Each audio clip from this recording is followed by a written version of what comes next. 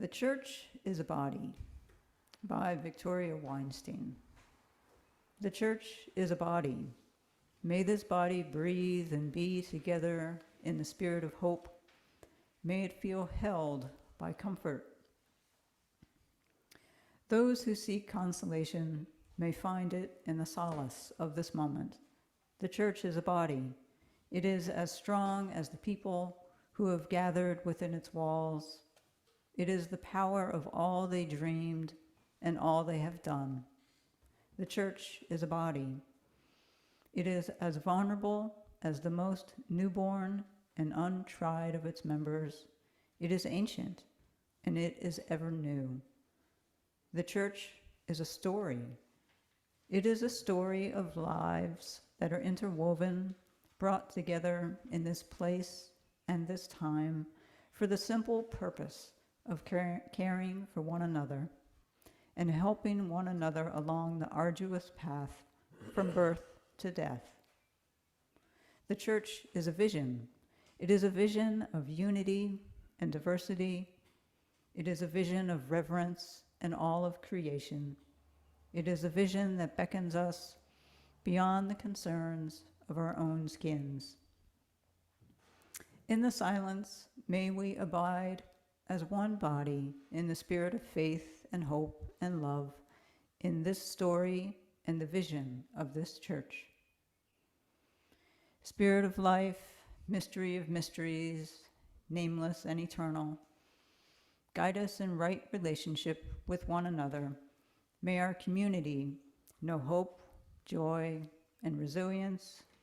May we continue to grow in our understanding and compassion and love.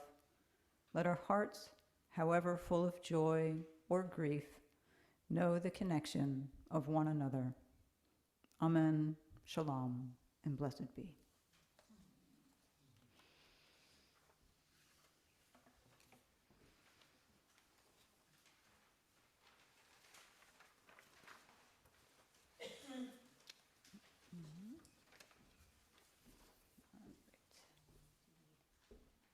Why don't we just stand here and do it together? All right. So our reading is Song of the Open Road by Walt Whitman. Afoot and light-hearted, I take to the open road, healthy, free, the world before me.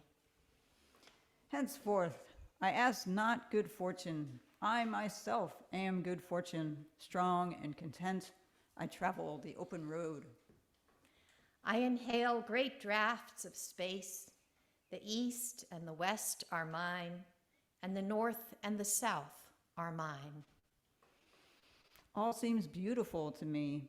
I can repeat over to men and women, you have done such good to me. I would do the same to you. Whoever you are, come travel with me.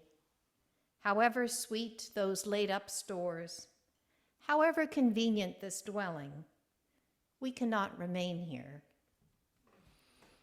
However sheltered this port and however calm these waters, we must not anchor here. Together, the inducements shall be greater. We shall sail pathless and wild seas. We will go where the winds blow, waves dash, and the Yankee clipper speeds by under full sail. Forward, after the great companions, and to belong to them. They too are on the road. Onward to that which is endless, as it was beginningless, to undergo much tramps of days, rests, and nights. To see nothing anywhere but what you may reach it and pass it. To look up and down no road, but it stretches and waits for you.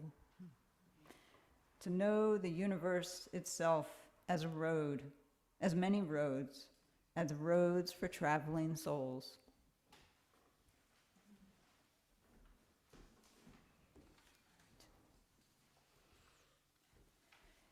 Today we have the pleasure of receiving our morning message from Holly Nadler.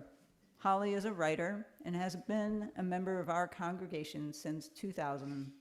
She was raised as a Unitarian and describes herself as a Buddhist, a Hindu, and a medieval mystic.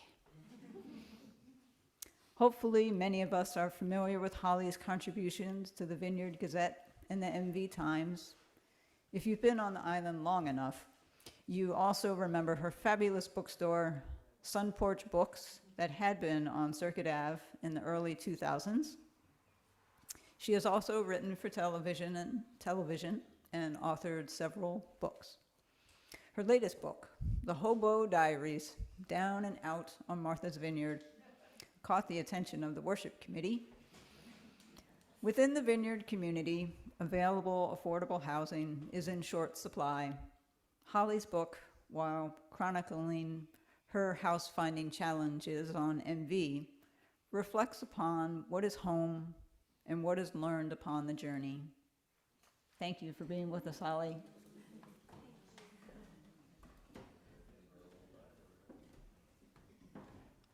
Hi, everybody. You can hear me, right? Yes. I can hear me. Okay. So here's the book, and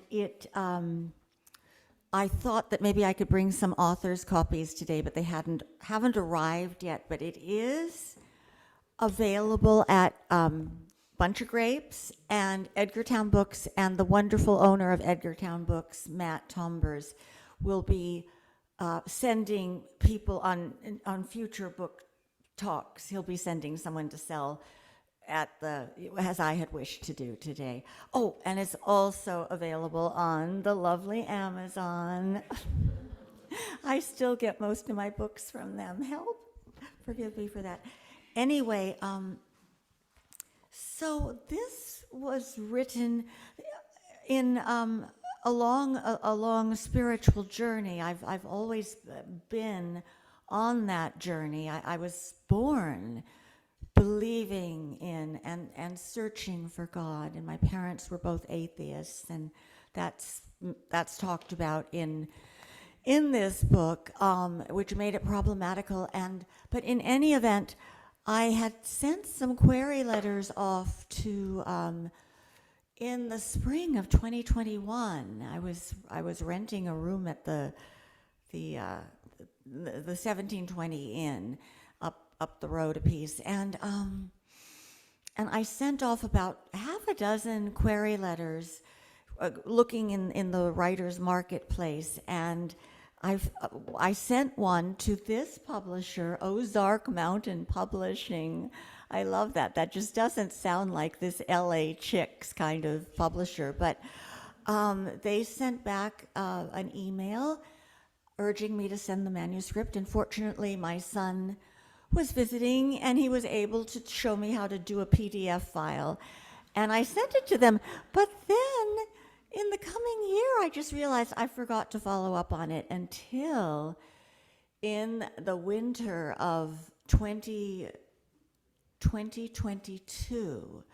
I got an email from them saying that they loved the manuscript and would love to send me an author's contract, and I could look at it and ask them questions. So they sent it, and I signed it, and it's been great. And this is why I wrote to them in the first place. They called themselves New Age Metaphysical.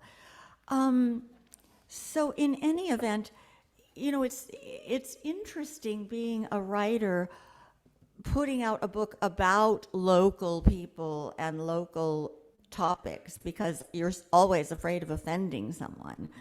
So I did write this opening, this opening acknowledgement. This is a memoir, which means it's been stripped, flayed, and marinated from real life. That being said, there are several personalities that require enough descriptive flavoring that they won't be recognized. I'll mark their first appearances with asterisks to signal a made-up name and reimagined identity. Somebody told me indignantly that you can't fictionalize any part of a memoir. This person happened to be among the asterisk contingent. She or he or they will thank me one day. And it's funny because there's one particular fellow on the island, and his name and everything was changed, but who's recognizable enough and I think mean enough that if I'm ever shot in the back, I've told a few close friends to look into him, and it scares me every time I pass his old stomping ground. So this was written, this memoir, because I realized I was having such amazing adventures that I should sit down and write them as they developed. And I was going back and forth to California to take care of my then 98-year-old mother, who died right after the presidential election. So she was able to vote for Biden and then die. And my Trumper brother helped her to get that vote in, which was kind of him. Anyway, so I stopped writing this, though, in the fall of 2019, which now seems fortuitous because who knew about the coming pandemic? That was very, very harrowing for me, and I know for many of you. I sometimes meet people who say they enjoyed it, and I always say, I'm so happy for you. But I found it a very challenging time. And what I also want to say is, in the last 15 or so months, I started meditating again more deeply and found myself under the influence of the Self-Realization Fellowship, whose headquarters is out in LA, and having grown up there, I was aware of them. And it was the Paramahamsa Yogananda. I don't know if any of you have heard of him. He wrote Autobiography of a Yogi. And I've been falling under his teachings. You send away from them. It takes about 9 months to go through them. I was deemed not yet ready for the final technique of Kriya Yoga. That'll be happening in a bit. But I am dying to take that on. And Yogananda's chief message was, the purpose of life is to find God. And that's what I've always thought. So this is really working for me. And also I've discovered, and this book recounts a lot of issues with depression, sadness, and the medication that I've been taking to try to curtail it. But nothing has helped like this deeper meditation. And so I feel like I'm going to commit the last part of my life to making that known, helping anyone who wants to get started, helping them start a meditation practice, and the self-realization monastics that I've been talking to have asked if I'd be interested in starting a self-realization fellowship here. So maybe in the back of our chapel. Anyway, so that's going on. But here's the brief first chapter, just to give you an idea of my weird style. The end of days on Martha's Vineyard. I don't know what I'm doing, but whatever it is, it's going to be all right. Or not. See, I'm moving. The deal on moving nowadays on the island is that if you've got a roof over your head, you hold on to it with bloody fingernails, which haven't been professionally manicured in years, even as the landlord who sold the digs out from under you is having you evicted by a team of draft horses. And why do you hang on? Because you will never, ever find another place. Not a treehouse, not a shed, not anywhere on this 5-star island. After 12 years in 2 owned, yes, owned, cash-on-the-barrel-head houses, a bunch of rented cribs stacked up over 10 or so years, and a final 8 years of fair to middling satisfaction of living in one place, a long time for a nomad, I gave notice on my apartment, rehabbed out of the old library in lovely seaside gingerbready Oak Bluffs, when every last woeful tale of so doing always leads to the poor dude finding herself obliged to move away, far away, maybe to some dusty inland county where she's lucky to win a job as a Walmart greeter. That didn't happen to me. Also, I have to admit that even as someone who has called herself a hobo in print, that I've never had to spend a night in the woods. I feel like I should once the summer starts, just to be able to talk about that. I'm 70 years old. This was written a few years ago. An inconvenient age at which to become homeless. I don't even own a car, so that's homelessness squared. So how did this scary situation befall me? I, who've held deeds to waterfront property on both coasts, who's written for Laverne and Shirley, published books and inked thousands of articles for local newspapers, plus magazines, some of them national. Ever hear of Cosmo, Women's World, the Utne Reader, Lears? What was the question? Oh, how'd I get so stupid as to give up my year-round Vineyard rental? Could we chalk it up to family dysfunction without going into elaborate detail? In January, I made a trip with my Boston Terrier, Huxley, out to the Coachella Valley in California, where my mother lives in condo splendor. She's 98 years old and still navigating the stairs to her master bedroom suite. Downstairs, she cooks her own small meals. She still drives, for crying out loud. Yes, take a moment to shudder at this point. But here's the thing. Her memory has slipped more cogs than her foot on the gas pedal. I agreed to move back to the West Coast and take up residence along with my sister, who's been there for the long haul. She's the good sib.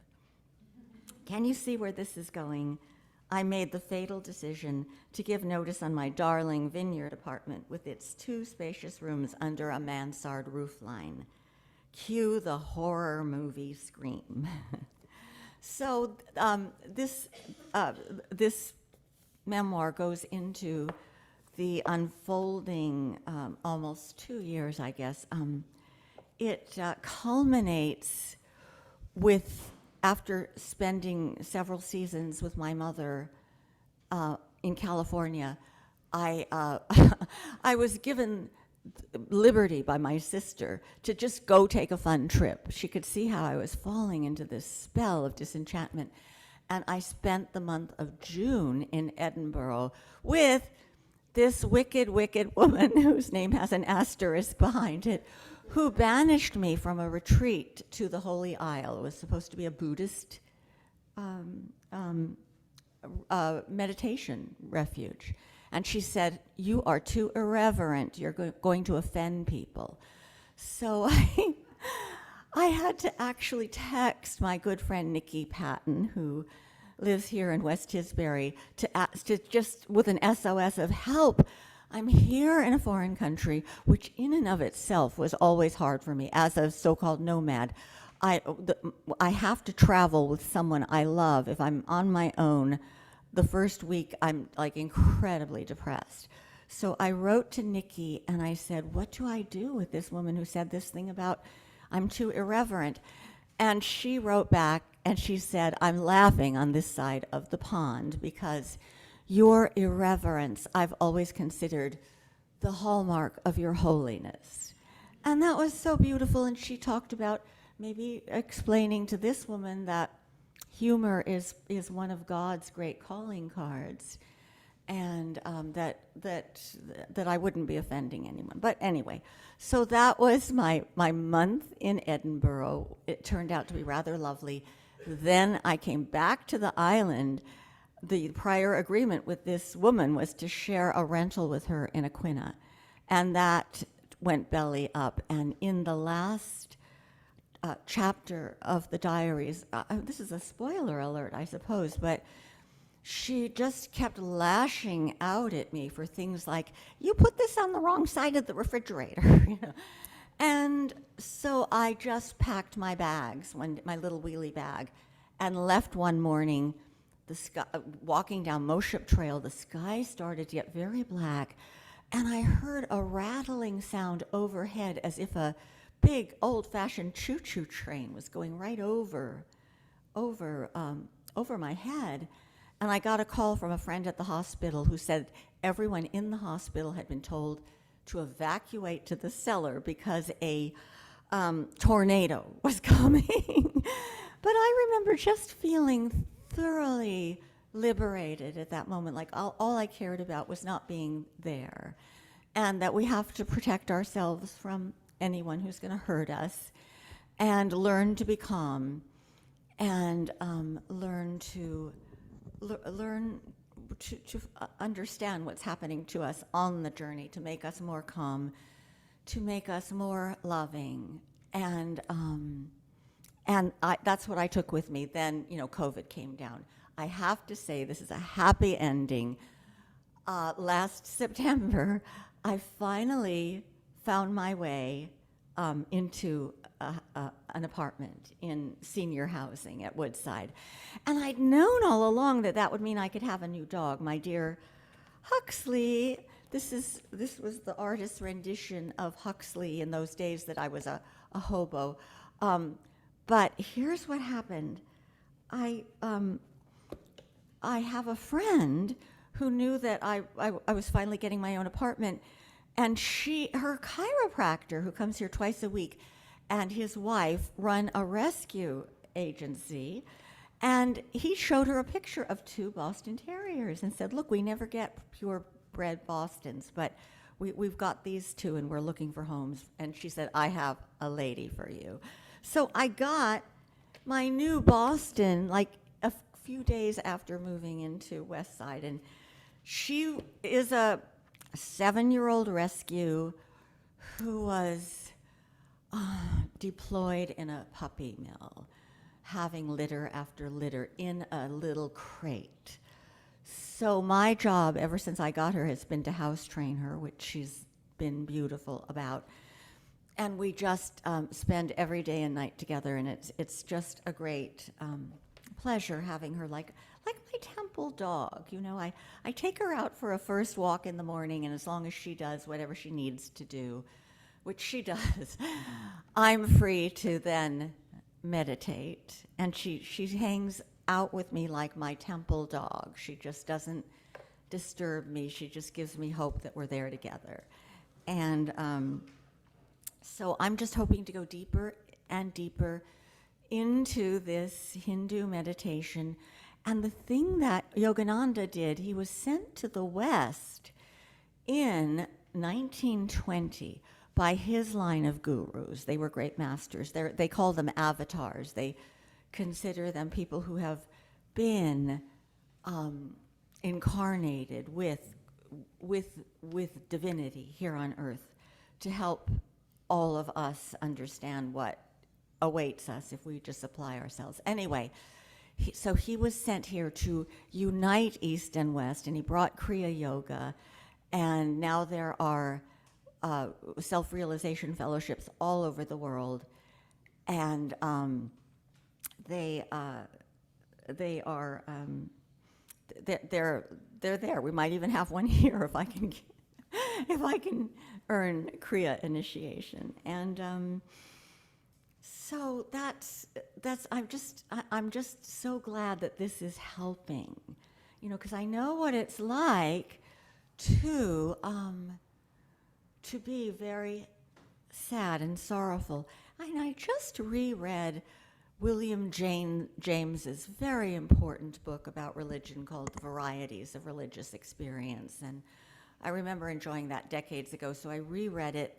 And he has several chapters on the mystical experience. And he talks about what the Hindus call in Sanskrit tat tvam svi.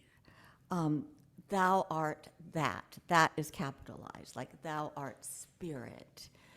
And William James, who himself was just always sort of seeking, never really coming out or plumping for one particular religion, although I think he would have loved us. But so he ends up saying that the great accomplishment of any mystic is to overcome all of the worldly obstacles to attach its soul to spirit, and that also the Vedantas, how they say that means not just that in a little way, but everything that goes along with that, including your own the divinity within you, finding that, and ultimately being brought into the arms of the guru, the avatar, and the great heavenly spirit, heavenly father, mother. They talk about father and mother as like a team, as one great God. So I guess that's about all I have to say for now.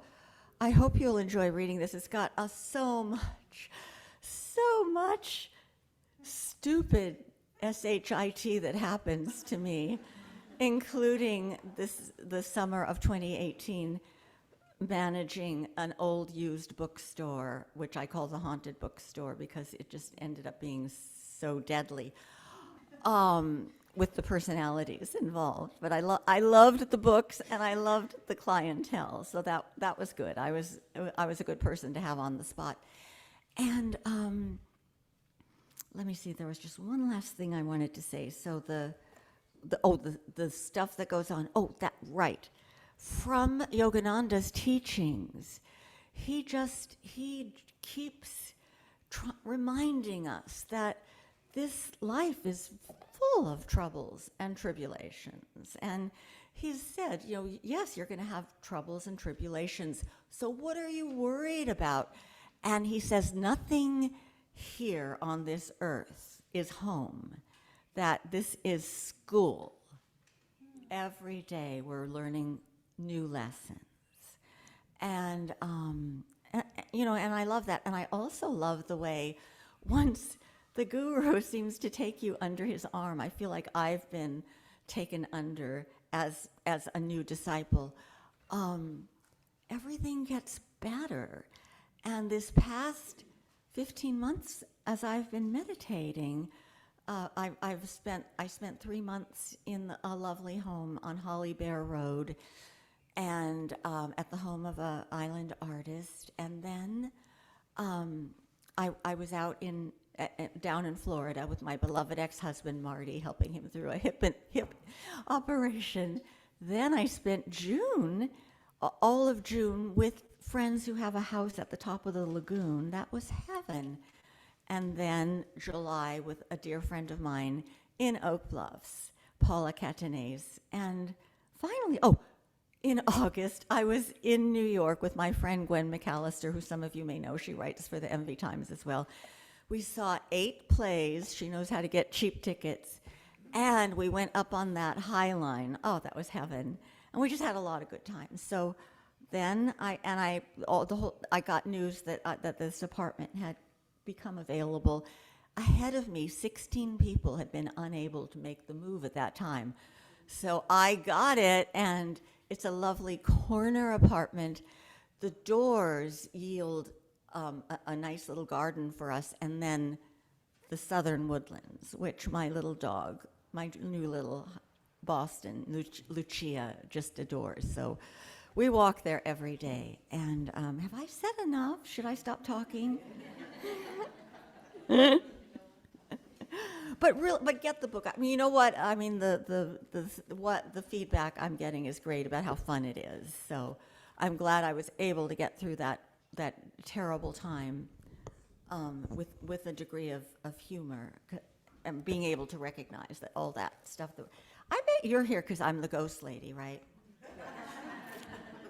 That's what kids know me for. And so I'm going to have to get on the auction list, maybe giving an Edgartown ghost tour. What do you think? Okay. Because even though at this age I'm sort of senile, and I'll go, oh no, I know that house was haunted, but I don't remember the particulars. But I'll just read Haunted Island again and Vineyard Supernatural. Okay, thank you so much.